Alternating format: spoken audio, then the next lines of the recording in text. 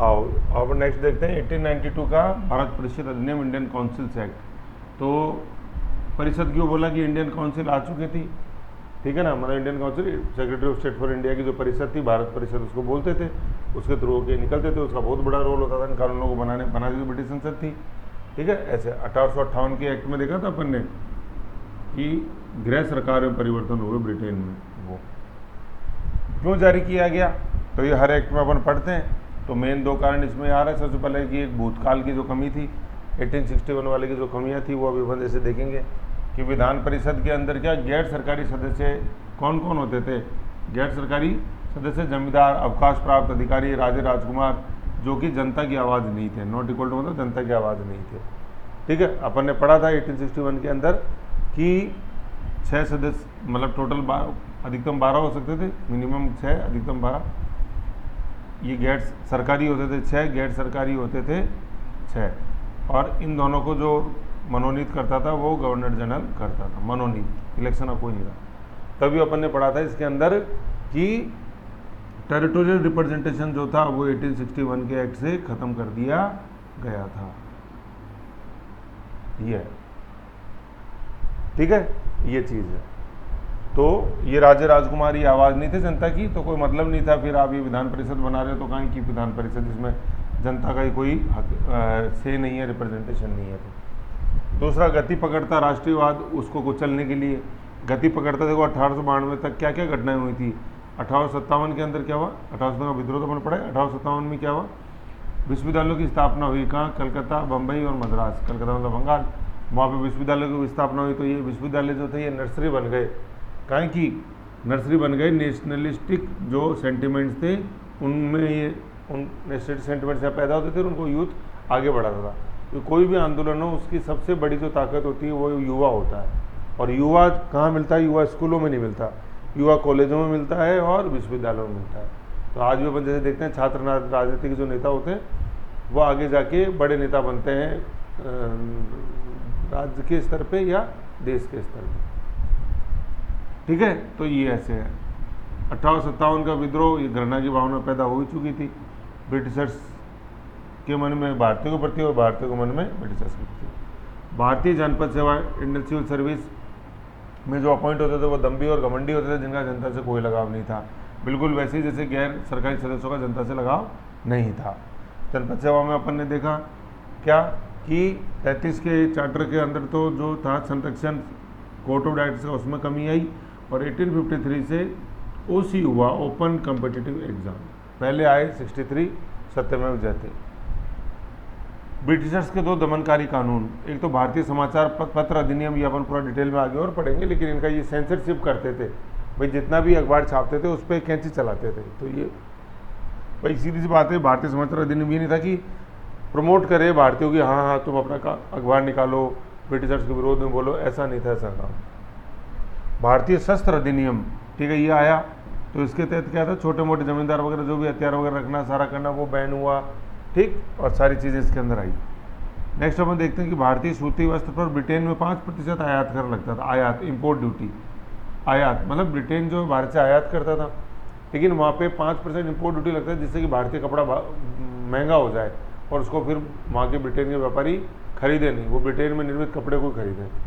आज जैसे मान लो चाइना से कोई गुड्स भारत इंपोर्ट कर रहा है, अब भारत सरकार नहीं चाहती कि ये गुड्स यहाँ पे आए चाइना, तो क्या करेगी भारत सरकार, उस पर ज़्यादा से ज़्यादा इम्पोर्ट ड्यूटी लगा देगी, जिससे कि अपन इम्पोर्ट ड्यूटी मतलब उस सामान पे लगेगी जो कोई देश इंपोर्ट कर रहा है। लगाई क्यों गई, जिससे कि वो इंपोर्ट को हतोत्साहित करें, डिमोट करें, ना कि प्रमोट करें। ये क्यों लगाई गई आयात ड्यूटी, लंकाशायर के सूती वस्त्र मिलों के संरक्षण के लिए ब्रिटेन द्वारा आरोपित की गई थी। लंकाशायर ब्रिटेन का शहर जो अपने टेक्सटाइल मिलों के लिए जाना जाता है। इल्बर्ट बिल विवाद हुआ 1883 का, इसके 2 साल बाद कांग्रेस की स्थापना होगी। इल्बर्ट बिल में ये था कि अगर किसी भी यूरोपियन की किसी भी कोर्ट में ट्रायल हो रही है तो उस कोर्ट का जो जज होगा, हेड होगा, वो सिर्फ यूरोपियन ही होगा, वो इंडियन नहीं होगा। कहने का मतलब किसी भी यूरोपियन की जो ट्रायल होगी वो यूरोपियन जज के द्वारा ही होगी, भारतीय जज के द्वारा नहीं होगी। ये इल्बर्ट बिल बोलता था। पीसी इल्बर्ट लेके आए थे, इसलिए इसको बोलते हैं इल्बर्ट बिल। फिर भारतीय राष्ट्र कांग्रेस की स्थापना हो गई 85 में। उसकी मांग ये थी कि विधान परिषद का विस्तार हो, उनमें शक्तियों का विस्तार हो और भारतीय उसमें ज़्यादा से ज़्यादा है। ठीक है, तो ये वो परिस्थितियाँ थी जिनके कारण ये एक्ट लाया गया। इधर अपन माइक्रो में देख लेते हैं, देख लो 1861 का जो अधिनियम में गैर सरकारी सदस्य आए, जनता के प्रति जवाबदेह नहीं, बढ़ता हुआ राष्ट्रवाद, विश्वविद्यालय कलकत्ता, बंगाल और मद्रास के अंदर रिवोल्ट ऑफ 1857 घटना, ICS जो थे वो दम्भी और घमंडी जनता का प्रतिनिधि करते थे। 2 एक्ट ब्रिटिश सरकार लाई, समाचार पत्र अधिनियम और शस्त्र अधिनियम। वस्त्रों पे 5% इम्पोर्ट ड्यूटी लगती थी ब्रिटेन के अंदर। इल्बर्ट बिल विवाद हुआ, कांग्रेस की मांगे। ये अपना माइक्रो। अब पढ़ते हैं बिल के प्रावधान। ठीक है, ये जो सबसे पहला प्रावधान है कि क्या इस बिल के इस अधिनियम में भारतीय विधान परिषदों की शक्ति व कार्यों का उल्लेख था, है ना। ये चीज़ देखो क्या है, इस बिल में केवल भारतीय विधान परिषदों की शक्तियों कार्यों का उल्लेख था। कहने का मतलब इस बिल के अंदर ऐसा कुछ भी नहीं था जो गवर्नर जनरल की कार्यकारिणी के बारे में बताए, सुप्रीम कोर्ट के बारे में बताए, सिविल सर्विस के बारे में बताए, ऐसा कुछ भी नहीं था। तो इस बिल के अंदर सिर्फ था क्या कि केंद्रीय जो विधान परिषद थी ना, भारतीय विधान परिषदों की शक्तियाँ, भारतीय मतलब क्या होगा, वो जो कलकत्ता वाली अपन गवर्नर जनरल की पढ़ रहे थे, गवर्नर जनरल की एग्जीक्यूटिव काउंसिल और गवर्नर जनरल की विधान परिषद। तो एग्जीक्यूटिव काउंसिल में अभी तक अपन देखते हैं कि 5 सदस्य थे। लास्ट जो अपन ने देखा 5वां सदस्य अपन ने विधिवृत्ति लीगल प्रोफेशनल। ठीक है, उसकी इनकी कोई भी चर्चा नहीं थी। यहाँ से विधान परिषदों की चर्चा थी कि भारतीय विधान परिषद। कहने का मतलब मैं ऐसे डायग्राम बनाता था, ठीक है ना, ये गवर्नर जनरल, ये एग्जीक्यूटिव काउंसिल, कार्यकारिणी परिषद, लेजिस्लेटिव काउंसिल, विधान परिषद। देखा अभी तक अपन ने, तो इसमें इसकी कोई चर्चा नहीं थी, केवल इसकी थी। इसलिए अधिनियम इंपॉर्टेंट है 1892 वाला, समझ गए। अब जैसे अपन कहीं पढ़ा है, देखो 1858 में केवल गृह सरकार की, 1861 में गृह की नहीं, घर यहाँ की बात थी भारत की, क्योंकि 1858 के अधिनियम ने केवल गृह सरकार में चेंज किए थे ऐसे। तो 1892 वाले में क्या था, सिर्फ इस सेक्शन की चर्चा की गई। लिखा हुआ इस अधिनियम में केवल भारतीय विधान परिषद की शक्तियों का उल्लेख था, इनका। ये है भारतीय विधान परिषद, प्रांतीय विधान परिषद नहीं। ठीक है, ये इंपॉर्टेंट है सबसे। और ये आता है 1892 वाला एक्ट, पूछते हैं कल्मिनेशन की दृष्टि से कि जो 53 ने चालू किया वो यहाँ तक क्लाइमैक्स था, और 1909-19 में जो आगे बढ़ा वो इसका पता। अटेंटिव होकर बैठो गगन, क्या करते हो वैसे। सबसे पहले बताया था केंद्रीय विधान परिषद, तो केंद्रीय विधान परिषद का ही था इसमें उल्लेख सबसे ज़्यादा, ये वही था कि केंद्रीय विधान परिषद के सदस्यों की संख्या में वृद्धि की गई मिनिमम और मैक्सिमम। ठीक है, न्यूनतम 10 और अधिकतम संख्या 16 निर्धारित की गई। जो अपन देखते हैं, इसको अपन कैसे देखते हैं कि 1853 के अंदर जब आया सबसे पहले ये चीज़ इंट्रोड्यूस हुई, विधान परिषद के अंदर 6 सदस्य रखे गए। जब 1861 का आया तो अपन ने देखा कि मिनिमम तो 6 कर दिए गए, मैक्सिमम 12 कर दिए गए। देखा अपन ने ये जो 6 थे, इसमें तो अपन ने देखा था सुप्रीम कोर्ट का चीफ जस्टिस, सुप्रीम कोर्ट का अदर जज, और 4 प्रांत बंगाल, बॉम्बे, मद्रास और आगरा के प्रतिनिधि, ये 6 थे। इस 12 को अपन ने देखा 6 सरकारी होते थे, 6 गैर सरकारी होते थे, सभी को मनोनीत करता था गवर्नर जनरल। देखा 1861 में अपन, है ना। ये ऐसे ऐसे डायग्राम इनके याद रखो, ये बहुत इंपॉर्टेंट है ये कि कैसे कैसे ये हुआ सिस्टम। ठीक है, अब अपन आ गए 1892, बीच में 1858 भी आ, लेकिन उसमें गृह सरकार में चेंज थे। अब आता है 1892 जिसका ये डायग्राम बनेगा। तो 1892 के अंदर क्या हो गए, मिनिमम हो गए 10, मैक्सिमम हो गए 16। तो आप यहाँ तक देख रहे हो, मैंने बार बार बताता हूँ, इन सब में 6 आ रहे हैं। जहाँ से चालू हुआ और जहाँ आज अपन खड़े हैं ना, उन सब में 6 आ रहा है। देखो 53 के अंदर 6 था, 61 के अंदर 6 था, मिनिमम 6, मैक्सिमम 12, और 92 के अंदर 6 था। ये यही नहीं, 1909, 19 और 35 उनमें भी 6 का आंकड़ा आएगा। 1909 के अंदर मैक्सिमम हो जाएंगे 60, तो 6 का अपन को देखना है। और दूसरी चीज़ देखोगे तो 6 और 12 का जो डिफरेंस है वो यहाँ 6 है, 10 और 16 का जो डिफरेंस है वो है 6। तो कितनी चीज़ें ऑटोमेटिक आपको विधाता याद कराना चाहता है, लेकिन आप करना ही नहीं चाहते, तो मैं क्या करूँ, ऐसे टेबल बना लो और डायग्राम याद रहना चाहिए अपन।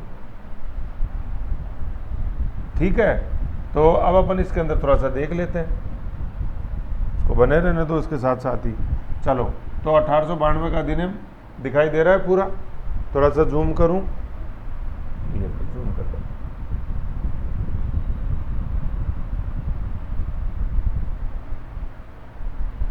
तो 1892 अधिनियम, अपन बात करें अधिकतम सदस्य 16। देखो हमेशा विभाजन करेंगे तो वो अधिकतम का ही करेंगे, जैसे अपन ने पहले भी देखा 61 वाले अधिनियम में 12 की अपन ने क्लासिफिकेशन पढ़ी, 6 एंड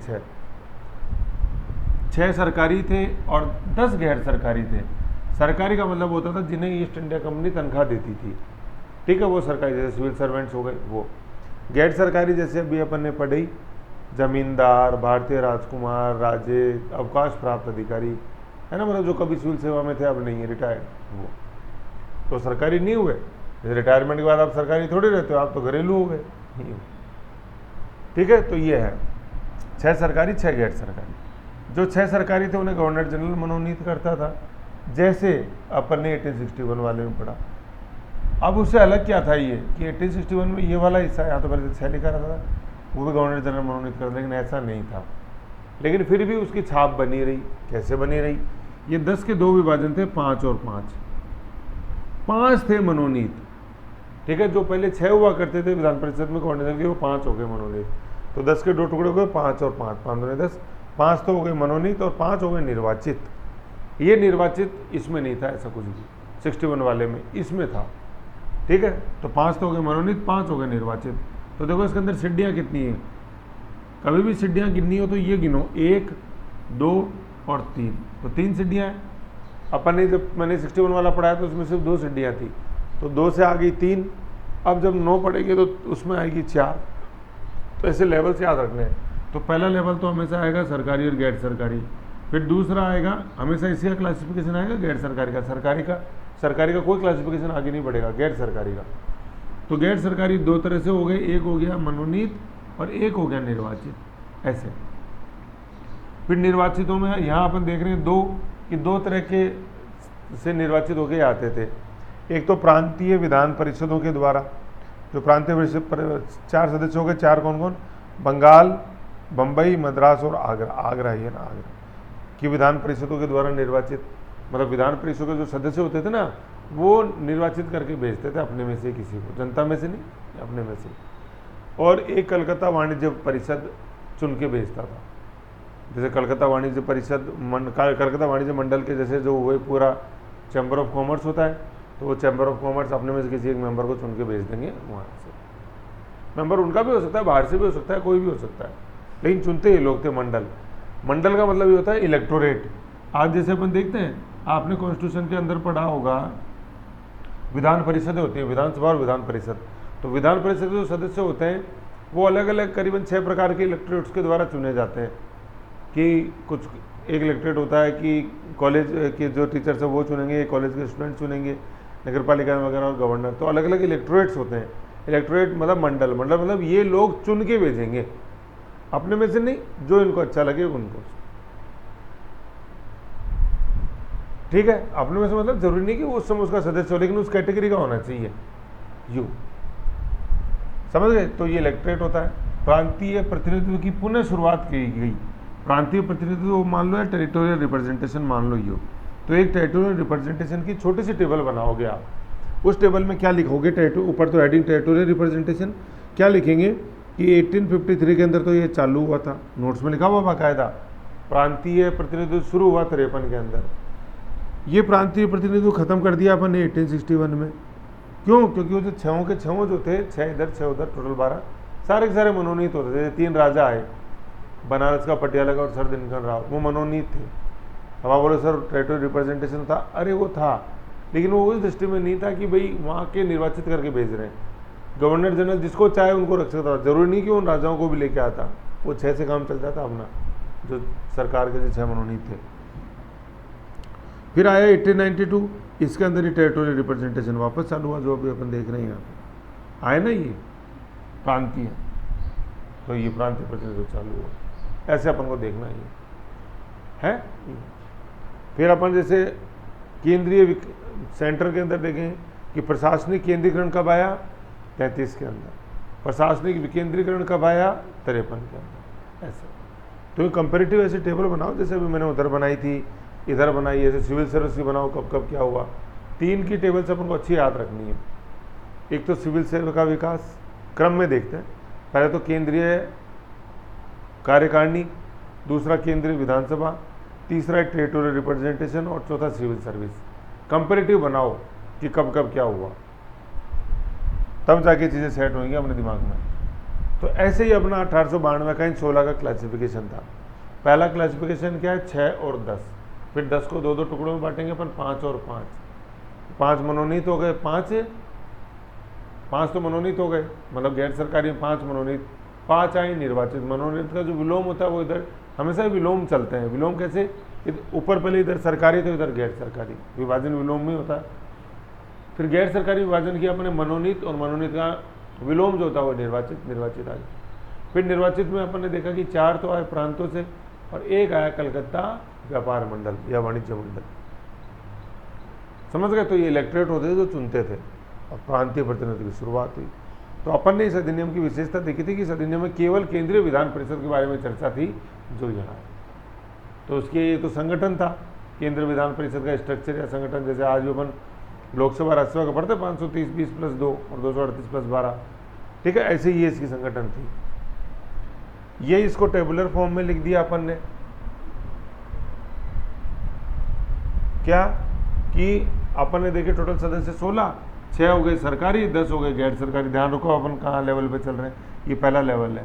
फिर दूसरा लेवल, मतलब ये पहला लेवल, फिर देखो अपन यूँ अंदर जाते जाएंगे, आप यूँ देख रहे हो ऐसे अंदर जाते जाओगे, पहला लेवल, दूसरा लेवल, तीसरा लेवल। तो ये सीढ़ियाँ थी वो ऐसे बनी हुई थी ऐसे अंदर की तरफ। तो इस टेबल को पढ़ना सीखो। तो 6 सरकारी, 10 गैर सरकारी। फिर गैर सरकारी में आ गए क्या, 5 गवर्नर जनरल द्वारा मनोनीत थे और 5 निर्वाचित थे। फिर अभी अंदर तीसरा लेवल आ गया ना, पहला, दूसरा और तीसरा लेवल। अब इस 5 का क्लासिफिकेशन देख रहे क्या, 4 तो प्रांतों से बंगाल, बम्बई, मद्रास और आगरा।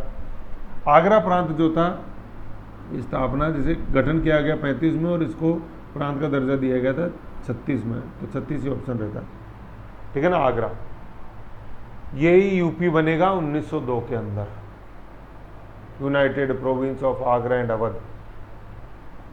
पहले आगरा आया 1836, फिर अपन देखेंगे अवध। अवध का अधिग्रहण हुआ था 1856 में, है 1857 के विद्रोह की बहुत बड़ा, सबसे बड़ा ही कारण एक तरह से था अवध का अधिग्रहण, क्योंकि भारतीय जो सिपाही था अंग्रेजी सेना के अंदर, तो वो अवध से था और भारतीय सिपाही को बोलते थे ये किसान था, वर्दी का मतलब वर्दीधारी किसान था ये भारतीय सिपाही, वर्दीधारी किसान, सिपाही, फार्मर इन सिपाही ड्रेस, ये वर्दीधारी किसान, मतलब किसान था, आत्मा उसकी किसान की थी, लेकिन आज रोजगार के लिए उसको भारतीय सेना में भर्ती हुआ तो उसने पोशाक पहन रखी थी एक सिपाही, लेकिन आत्मा से वो किसान था।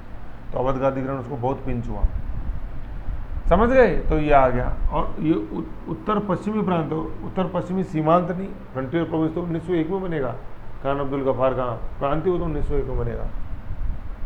4 वहाँ से आ गए। 1 कलकत्ता के वाणिज्य मंडल के सदस्यों द्वारा निर्वाचित किया गया था। तो अधिनियम में निर्वाचित की जगह मनोनीत शब्द का प्रयोग लिया गया था इन चारों के लिए, ये अपन को ध्यान में रखना है ना भाई। निर्वाचन तो यूँ आया क्योंकि उधर से आ रहे थे, उधर से चुन के आ रहे थे। अब लेकिन ये चुननी, निर्वाचन का शब्द एग्जैक्ट में वर्ड यूज होता है जब जनता चुने, जनता नहीं चुन रही थी, सदस्य चुन रहे थे। तो एक तरह से हो तो मनोनयन ही रहा था उनका, ऐसे भाई जैसे आज अपन देखते हैं राज्यसभा के सदस्यों को जनता नहीं चुनती है, लेकिन प्रयोग में अपन बोलते हैं निर्वाचन, राज्यसभा के सदस्य का निर्वाचन। राज्यसभा के सदस्यों का इलेक्शन इनडायरेक्ट होता है क्योंकि उन सदस्यों को वो चुनते हैं जिनको जनता ने चुना, मतलब एमएलए और एमपी चुनते हैं उनको, राज्यसभा के सदस्यों को। तो अपने लिए उनको शब्द आज भी वर्ड निर्वाचन यूज है, लेकिन वहाँ पे मनोनीत वर्ड यूज था। समझ गए, ये चीज़ है इसमें। जो डायग्राम में था वही टेबल में था, लेकिन डायग्राम से अच्छा खुल जाता है दिमाग में। फिर अपन देखते हैं कि कुछ आगे में इसमें और चीज़ें देखते हैं कि 1800 अधिनियम की सबसे महत्वपूर्ण विशेषता चुनाव निर्वाचन के सिद्धांतों को स्वीकार करना था। माना कि चलो वो डायरेक्ट नहीं थे चुनाव, वो मनोनयन नहीं था, लेकिन प्रांतों से चुन के तो आ रहे थे ना, उनके सदस्य चुन के तो भेज रहे थे ना। कलकत्ता व्यापार मंडल का चाहे लिमिटेड ही था, वो मनोनीति कर रहे थे, लेकिन एक दबे स्वर के अंदर शुरुआत तो हुई रिप्रेजेंटेशन की, चाहे वो जनता के प्रतिनिधि उनको चुन रहे हो, लेकिन चुनने का सब आया तो सही सिस्टम, तो जो पहले नहीं था ना 53 में था भाई। वो प्रांतों से आते थे, प्रांतों को जो था उनको गवर्नर जनरल उठा के ले आता था रिप्रेजेंटेटिव को, चुने हुए नहीं थे, चुने हुए 61 में भी नहीं थे, वो तो मनोनयन नहीं था। यहाँ है हालांकि 1892 के अधिनियम में निर्वाचन शब्द का प्रयोग जानबूझकर नहीं किया गया था, वह निर्वाचन के सिद्धांत को सीमित रूप में सरकार ने स्वीकार किया। जानपुर के इसलिए नहीं क्योंकि पहली बार इंट्रोड्यूस कर रहे हैं, पता नहीं क्या इसका कमबैक होगा, फायर होगा, तो लिमिटेड। निर्वाचन की पद्धति अप्रत्यक्ष थी, इनडायरेक्ट इलेक्शन, जनता ने नहीं चुना। जिनको जनता डायरेक्ट चुनती है दैट इज प्रत्यक्ष, और यह अप्रत्यक्ष। अप्रत्यक्ष थी और निर्वाचित सदस्यों को मनोनीत नॉमिनेटेड की संख्या दी गई थी। बड़ी इंपॉर्टेंट लाइन है, याद रखना, नंबर आते हैं इससे। निर्वाचन मंडल विश्वविद्यालय, नगर पालिका, जिला बोर्ड, व्यापार मंडल को मिलाकर निश्चित किया जाता था। मतलब निर्वाचन मंडल मतलब इलेक्टोरेट, कि ये लोग चुनते थे, है ना, ये ऐसे। नगर पालिका, जिला बोर्ड, व्यापार मंडल, ये जैसे व्यापार मंडल आया ना, व्यापार मंडल वाले ऐसे। तो अभी तक क्या था, देखो ये इन चीज़ों का देता रोल कंपेरेटिवली यहाँ नहीं था, सिर्फ कलकत्ता व्यापार मंडल का था, क्योंकि बाकी तो 4 वहाँ की प्रांतीय विधानसभाओं से आ रहे हैं। ऐसे याद था ना कि गैर सरकारी सदस्यों द्वारा निर्वाचित किया आ रहा है, कि प्रांतों में आ रहे थे कि विधानमंडलों के गैर सरकारी सदस्यों द्वारा निर्वाचित। तो जैसे मान लो कलकत्ता या बम्बई विधान परिषद की सदस्य के सदस्य 6 हैं, अब वो 6 चुन के भेजते थे, या तो अपनों में से चुन लें या इनमें से किसी को चुन लें। ज़्यादातर बाहर से चुने जाते थे, जैसे कोई विश्वविद्यालय का कोई नेता उसको चुन देते थे। चुनते कौन थे? उन प्रांतीय विधान परिषदों के गैर सरकारी सदस्य। तो विधान परिषदों में भी सरकारी गैर सरकारी होते थे ना, जैसे यहाँ पर अपन ने देखे हैं, सरकारी गैर सरकारी का फिर डिवीज़न ऐसे प्रांतों के अंदर होता था। अपन ने तो भारत वाला पढ़ा है, कलकत्ता वाली, ऐसे प्रांतों में भी होती थी लिमिटेड। तो ये जो प्रांतों के अंदर जो होते थे गवर्नर की विधान परिषद के सदस्य, ये इनमें से चुन के भेजते थे कि कोई विश्वविद्यालय का नेता उसको, नगर पालिकाओं का कोई पार्षद है कार्यकर्ता उसको, और जिला बोर्ड है ना, या व्यापार मंडल, जैसे कलकत्ता व्यापार मंडल ने चुन के भेजा है, ऐसे। समझ गए? तो ये चीज़ भाई, प्रांतीय विधान परिषद का सदस्य वहाँ आ जाएगा कलकत्ता वाली या गवर्नर जनरल की विधान परिषद में, तो प्रांतीय विधान परिषद वाली गवर्नर की विधान परिषद की सीट खाली हो जाएगी। तो ऐसा मत करो, है ना। चुनते ये लोग थे, और चुनते किनको थे? इनको, विश्वविद्यालय के सदस्य, नगर पालिका के, और व्यापार मंडल वाला व्यापार मंडल के सदस्यों को चुनते, ऐसे। समझ गए? तो ये लोग तो चुनते थे, और चुने किनमें से जाते थे? इनमें से। ये चीज़ ध्यान में रखनी है।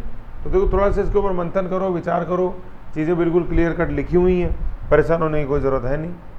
सोचोगे नहीं तब तक परेशान हो गए, सोचने के बाद कोई परेशानी नहीं है। फिर अपन क्या देखते हैं इसमें आगे, कि केंद्रीय व विधान परिषद मंडल के सदस्यों के 2 अधिकार थे। 2 अधिकार देखो कौन कौन से इधर लिखे हुए हैं। सबसे पहले तो लिखा हुआ है बजट की अपन चर्चा करेंगे, और दूसरा अपन एक बार इसको बोलना। देखो पहला तो यहाँ ये बजट का, दूसरा प्रश्न का वार्षिक वित्त विवरण, बजट वर्ड यूज़ किया गया था, वार्षिक वित्त विवरण, एनुअल फाइनेंशियल स्टेटमेंट। ठीक है, आज भी अपना आर्टिकल 112 उसके अंदर बजट शब्द का प्रयोग नहीं है, यही है। तो देखो कितना कुछ अपन ने प्रशासनिक डेवलपमेंट से लिया है। बजट पर विचार व्यक्त कर सकते थे, है ना, लेकिन बजट पर अधिकार नहीं थे क्या? प्रस्ताव रखने और मत विभाजन का। आप विचार रख लो, हाँ यार रेलवे में ज़्यादा आ रहा है, सिविल सेवाओं पर ज़्यादा आ रहा है, स्वास्थ्य शिक्षा पे कम आ रहा है, विचार रख लो, लेकिन किसी भी तरह का प्रस्ताव आपकी तरफ से नहीं जाएगा कि ऐसा करो, और ना मत विभाजन, कुछ भी तरह की वोटिंग नहीं होगी कि ये खर्चे को कम करो, रेलवे को, सेना पे खर्चा हो रहा है उसको, ऐसा मत नहीं। दूसरा प्रश्न पूछने, क्या सार्वजनिक हित के मामलों में, बजट वगैरह में प्रश्न नहीं, सार्वजनिक हित का कोई मामला है, प्लेग हो रही है, महामारी हो रही है, उसमें प्रश्न पूछ सकते हो, लेकिन वो भी 6 दिन की पूर्व सूचना देकर प्रश्न पूछने का अधिकार था विधान परिषद के सदस्यों को, इधर वाले जो पड़े थे। लेकिन यदि सरकार चाहे तो कारण बताए बिना प्रश्नों का उत्तर देने से मना कर सकती थी।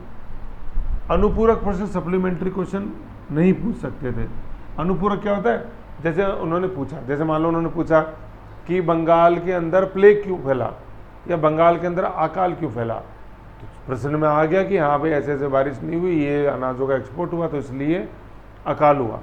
अब फिर आप पूरक प्रश्न नहीं पूछ सकते थे, अच्छा अनाज का तुमने एक्सपोर्ट किया, बाहर ब्रिटेन भेजा, तो क्यों भेजा है, वह कितना भेजा, तो वो पूरक प्रश्न हो गया, सप्लीमेंट्री, है ना। मेन एग्जाम में पास नहीं हो पाते तो सप्लीमेंट्री एग्जाम आता था, मेन कॉपी भर गई तो सप्लीमेंट्री कॉपी लेते हैं अपन, तो दूसरी कॉपी अलाउ नहीं, दूसरा प्रश्न अलाउ नहीं है, इसको पूरक प्रश्न बोलते हैं। जो मेन क्वेश्चन का सप्लीमेंट्री होता था, ऐसे कि जैसे मान लो कितनी रोटी खाई, 6 रोटी खाई, ठीक है। अब ये नहीं कि रोटी गेहूं की थी बाजरे की थी, वो पूरक प्रश्न हो गया, वो अलाउ नहीं था, मेन प्रश्न।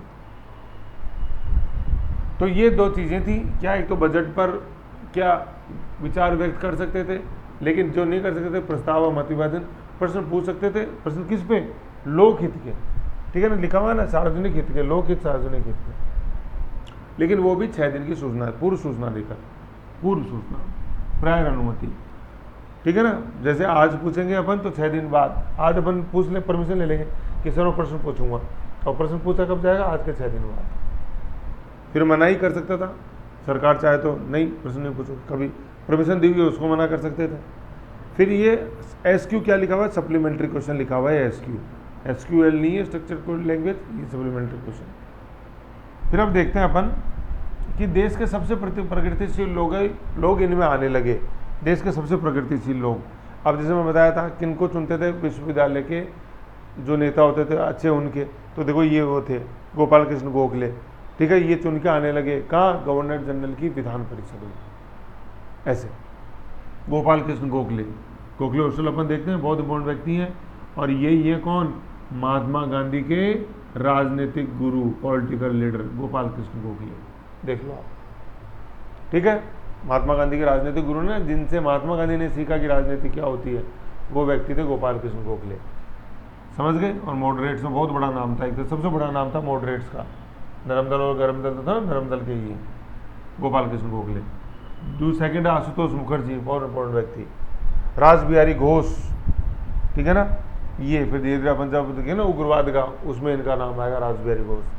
सुरेंद्रनाथ बनर्जी, बड़े इंपॉर्टेंट, इंडिया एसोसिएशन अपन देखें, सुरेंद्रनाथ बनर्जी का बना, ये सत्यमेव जयते नहीं है, इसलिए मैं वहाँ सत्यमेव जयते लिखा है था, सत्येंद्रनाथ टैगोर, ये सुरेंद्रनाथ बनर्जी है, ठीक है। ये लोग आने लगे विधान परिषद में, चुन के कौन भेजता था, प्रांत की विधान परिषद के सदस्य, कहाँ पे, केंद्रीय विधान परिषद में ये लोग आने लगे, ठीक है। इनकी वाक्पटुता मतलब बोलने का कौशल व राजनीतिक कौशल ने शिक्षित भारतीयों की संसदीय शक्तियों व देशभक्ति को पर्याप्त मात्रा में व्यक्त किया। धीरे धीरे आने लगे, और फिर जो स्वतंत्रता संग्राम का अपन धीरे धीरे बढ़ावा देखते हैं, तो ये लोग राष्ट्रीय भावना से ओतप्रोत थे, वाक्पटुता राजनीतिक कौशल में निपुण थे। तो फिर जो अंग्रेज सरकार की धीरे धीरे आलोचना करने लगे, बजट पर चर्चा नहीं है, लेकिन लोकहित का तो प्रश्न पूछ ही सकते थे, और फिर जो प्रश्न पूछते थे वो अखबारों में छपते थे। तभी अपन देखा ना, भारत सरकार समाचार पत्र अधिनियम ऊपर आया था सेंसरशिप के लिए, वो आगे और बढ़ेगा धीरे धीरे, अभी तो बहुत ज़्यादा होंगे। कर्जन के समय क्लाइमैक्स देखेंगे अपन, 1899 से 1905, कर्जन तो आएगा, ये तो 1892, कर्जन तो आएगा 1899 में, उनका जो वाइस रॉय का टर्न 99 से 1899 से 1905, ठीक है।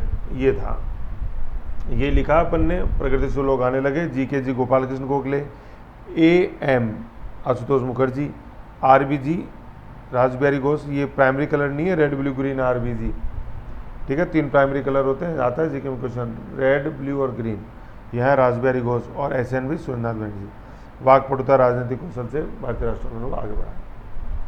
फिर प्रांतीय परिषद, विधान परिषद के अंदर क्या हुआ, केवल सदस्य, उसमें बताया गया बंगाल, बम्बई, मद्रास के अंदर मिनिमम 8 और मैक्सिमम 20, जब पता, अब मैंने बताया था ना, ये मैक्सिमम 20 होते थे, ये टूटे थे सरकारी गैर सरकारी। तो गैर सरकारी जो होते थे वो सदस्य चुन के भेजते थे, किनको, विश्वविद्यालय के, नगर पालिकाओं के और बोर्ड, जिला बोर्डों के, कहाँ पे, केंद्रीय विधान परिषद में।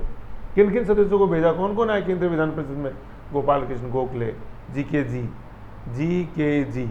फिर AM आशुतोष मुखर्जी, देन वही रेड ब्लू ग्रीन रास बिहारी घोष, SNB सुरेंद्रनाथ बनर्जी, वो लोग गए। किन्होंने भेजा, इन्होंने, इन विधान परिषदों ने, था ना अपन ने 5 पढ़ा था, 5 मनोनीत गैर सरकारी, 5 मनोनीत, 5 निर्वाचित में 4 प्रांतों से, ये प्रांतों, ये विधान परिषद प्रांतों के गैर सरकारी सदस्यों ने इन्होंने, और 1 कलकत्ता व्यापार मंडल।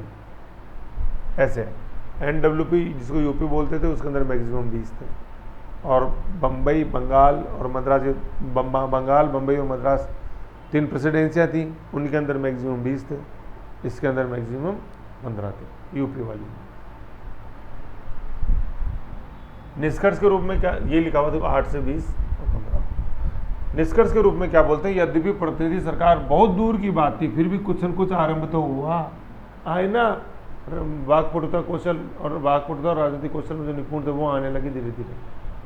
याद नाम रखना हमेशा, GK जी, ये चारों नाम पूछूंगा मैं आपसे, कौन से थे वो 4 व्यक्ति, क्योंकि नंबर आएंगे जब अपन ये नाम लिखेंगे। भारतीय नेताओं या भारतीय नेताओं का उद्गम होने लगा, आने लगे, कुछ नहीं, हर कोई लिखेगा इतनी, तो मेन होता है फैक्ट, चाहे UPSC हो चाहे RPSC हो, फैक्ट नहीं लिखोगे तब तक कुछ नहीं होगा। 1893 में क्या, कांग्रेस का लाहौर अधिवेशन हुआ, दादा भाई नौरोजी, 1893, देखो एक्ट आया 92 में, ये 93 में। तो कांग्रेस की स्थापना हो गई थी 85 के अंदर, वार्षिक अधिवेशन होता था दिसंबर में ऐसा। तो लाहौर अधिवेशन, दादा भाई नौरोजी अध्यक्षता करी, DBN, grand old man of India, ठीक है। 1892 के अधिनियम के गुण व दोष पर चर्चा करते हुए उन्होंने बोला कि अधिनियम कांग्रेस की मांगों से काफ़ी कम था, लेकिन था, परंतु फिर भी पहले से विद्यमान व्यवस्था से बहुत अच्छा था। पहले तो विद्यमान व्यवस्था क्या थी, टोटल 12 थे, 1861 का अधिनियम टोटल 12 थे, और सभी को मनोनीत करता था गवर्नर, उससे तो अच्छी थी ना, प्रांतों से चाहे इनडायरेक्ट इलेक्ट कर रही है जनता, लेकिन कम से कम निर्वाचित होकर तो आ रहे हैं ना। चाहे प्रांतों के प्रांतीय विधान परिषद के गैर सरकारी सदस्य ही निर्वाचित करके भेज रहे थे, और उनके लिए शब्द मनोनीत यूज जा रहा था, लेकिन कम से कम आ तो रहे थे ना प्रांतों से, कोई तो चुन रहा था उनको। ये तो नहीं था कि governor general one man show था, ऐसा नहीं। कम से कम मैक्सिमम सदस्य थे बंगाल के अंदर, वो चुन के भेज रहे थे, आशुतोष मुखर्जी, गोखले, दक्षिण भारत, तो चुन के आए 20 बम्बई विधान परिषद के सदस्यों ने चुन के भेजा, गोपाल कृष्ण गोखले, ऐसा है ना। भविष्य में भारत के संसदीय उत्तरदायी सरकार के आरंभ का मार्ग प्रशस्त हुआ, आ रहे हैं अभी गोपाल कृष्ण गोखले, धीरे धीरे आएंगे। अब वही लाल बाल पाल, लाला लाजपत राय, बाल गंगाधर तिलक, गोपाल कृष्ण, लाल बाल पाल, बिपिन चंद्र पाल, लाल बाल पाल, LBP, लाला लाजपत राय, बिपिन चंद्र पाल, ऐसे लाल बाल और लाला लाजपत राय, ठीक है ना, बाल गंगाधर तिलक, और ये अपने बिपिन चंद्र पाल, ऐसे है। लाला लाजपत राय पंजाब, बाल गंगाधर तिलक महाराष्ट्र, और बिपिन चंद्र पाल बंगाल को रिप्रेजेंट करते थे। गरम दल के सदस्य थे, गरम दल पढ़ेंगे आगे अपन। और नरम दल में जो सबसे इंपॉर्टेंट व्यक्ति दैट इज गोपाल कृष्ण गोखले, पढ़ा आपने भी, दादा भाई नौरोजी, सुरेंद्रनाथ बैनर्जी, ये आशुतोष मुखर्जी, ये सब इन मॉडरेट्स को रिप्रेजेंट करते थे। मॉडरेट सरकार के सदस्य थे, क्योंकि विधान परिषद में बैठते थे ऐसे, और ये लोग बाहर थे, लाल बाल पाल, लाला लाजपत राय, बाल गंगाधर तिलक, विपिन चंद्र पाल, ऐसे है। तो ये था अपने 1892 का अधिनियम। नेक्स्ट आता है अपने 1909 मॉडल मिंटो, ठीक है। एक बार रिवीजन कर लेते हैं छोटा सा, क्यों आया, 61 की कमियां देखा अपन ने, मनोनीत। दूसरा क्या कारण, क्या राष्ट्रवाद गति पकड़ता, विश्वविद्यालय स्थापित हो गए कलकत्ता, बम्बई, मद्रास। इन्हीं विश्वविद्यालयों से वो के नेता थे Gopal Krishna Gokhale, AM, red blue green और SNV। 1857 के विधान गणना, ICS भारत को रिप्रेजेंट नहीं। 2 एक्ट समाचार और भारत समाचार पत्र अधिनियम, शस्त्र अधिनियम, वस्त्रों पर ब्रिटेन में 5% इम्पोर्ट ड्यूटी, इल्बर्ट विल विवाद, कांग्रेस की मांगे। प्रावधान क्या, विधान परिषद से संबंधित था, केवल केंद्रीय विधान परिषद, मिनिमम सदस्य 10, मैक्सिमम 16। 16 को बांटा अपन ने पहले तो 6 और 10, फिर 10 को बांटा 5, फिर उधर वाले 5 को बांटा 4 और 1। ये डायग्राम याद रखना। अब बार बार डायग्राम बनाओ यहाँ तक, 1853 का, 1861 का और 1892 का। 1853 में कोई डायग्राम है नहीं, 61 में है, तो उसमें 2 ही स्टेप है, एक ही स्टेप है, सरकारी गैर सरकारी, और नीचे दोनों को जोड़ दिया उन्होंने। 1892 में 3 स्टेप है ऐसे, ये इसमें आ रहा है पूरा।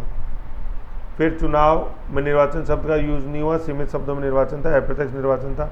निर्वाचन शब्द का प्रयोग न होकर मनोनीत शब्द का यूज किया गया था। जिनसे चुन के भेजते थे वो विश्वविद्यालय के सदस्य होते थे, मतलब विश्वविद्यालय के स्टूडेंट होते थे।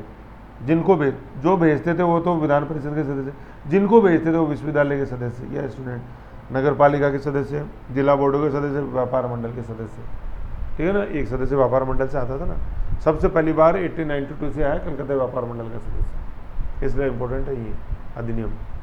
2 अधिकार दिए गए, बजट पर विचार विमर्श, लेकिन बजट पर प्रस्ताव पारित नहीं कर सकते, मत विभाजन नहीं होता था। और प्रश्न पूछने का अधिकार दिया, लेकिन 6 दिन पूर्व, 6 माह पूर्व नहीं, ऐसे नहीं, 6 दिन मनाही कर सकती सरकार। सप्लीमेंट्री क्वेश्चन नहीं पूछोगे। प्रतिभाशाली लोग आए, गोपाल कृष्ण गोखले, आशुतोष मुखर्जी, रासबिहारी घोष और सुरेंद्रनाथ बैनर्जी, जो अपनी वाक्पटुता राजनीतिक कौशल से भारतीयों को उन्होंने प्रभावित किया। प्रांतीय परिषदों में बंगाल, बॉम्बे, मद्रास में मिनिमम 8, मैक्सिमम 20, और यूपी आगरा की जो विधान परिषद उसमें मैक्सिमम 15। कम से कम आरंभ तो हुआ प्रतिनिधि सरकार का। 1893 के लाहौर अधिवेशन की अध्यक्षता करते हुए दादा भाई नौरोजी ने कहा कि माना हमें बहुत कुछ कम मिला, हमारी मांगों से, कांग्रेस की मांगों से कम मिला है, लेकिन ये पहले के प्रयासों की तुलना में बहुत अच्छा प्रयास था, और आगे के भारत के अंदर संसदीय लोकतंत्र के विकास का इसने मार्ग प्रशस्त किया। तो ये है अपने 92 का अधिनियम, बहुत ही ज़्यादा इम्पोर्टेंट है।